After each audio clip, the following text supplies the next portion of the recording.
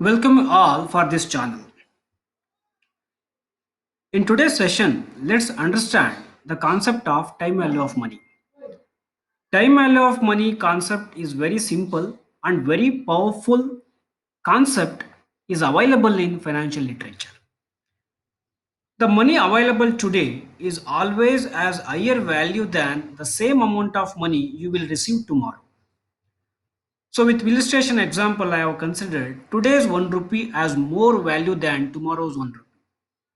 So why do we consider today's 1 rupee is always have higher value than tomorrow's 1 rupee? Because the today's 1 rupee, right, has 24 hours with that 1 rupee to become compounded and earn interest amount.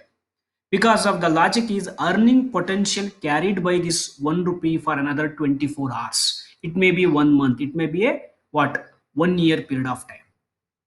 So example, assume that I invest, right? So 1 rupee at 1 percentage for 24 hours, 1 day, right? So then its value become at a 1 percentage, simple illustrations I have taken, it will become 1.01 rupees.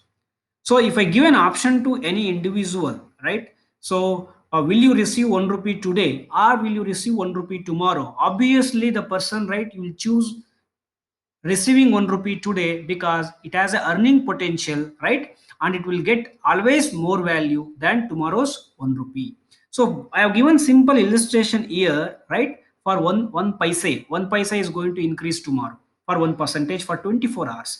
It depends, it varies from person to person, individual to individual, business to business, organization to organization, because every individual or organization's capacity to earn is different. So that's why the time value of money concept is very important to understand, understand by each and every person. So let's move on to the some other importance or applications of time value of money.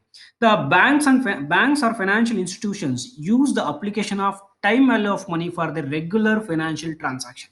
Each and every transactions of financial institutions are banks, right? So professionally managed by mutual funds, right? Any other fund management companies, right? Fund managers. So always they use the concept of time value of money. So especially when they are calculating interest amount, both while receiving or uh, paying from or to clients, whenever they want to, whenever they are paying money to the paying interest to the customers, or whenever they are receiving interest from the borrowers. So the calculation part, the interest amount calculation part, everything will, right, our maturity value calculation, right, will be completely involved the concept of time value of money. So the TVM applications well applicable even for each and every individual persons who indulge in any form of financial transactions. For example, so choosing a different investment alternatives, or else is investing in stocks, whether to be invest in mutual funds, whether to be invest in government securities or balanced funds, right? Either in terms of expenditures like buying houses, own houses, right? So buying vehicles, right? So any form of financial transactions which involved by the individual, right? So they must and should know the concept and applications of time value of money, right? So next we move on to the famous quote given by Warren Buffett: my wealth has come from a combination of living in America, some lucky genes, and compound interest. He called compound interest as a eighth wonder of the world. So just imagine the power of compounding, right?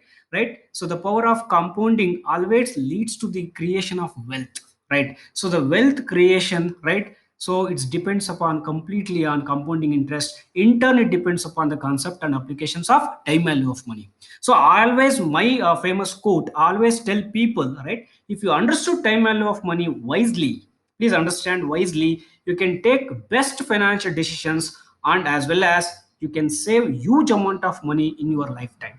I'm telling 30 years, 40 years of your lifespan. So you can make a huge difference in your financial value or investment value, right? So thank you very much for watching this video, right? So I forgot to inform you, right? So the TVM can be understood by, right, majorly two categories. One is present value, the other one is future value.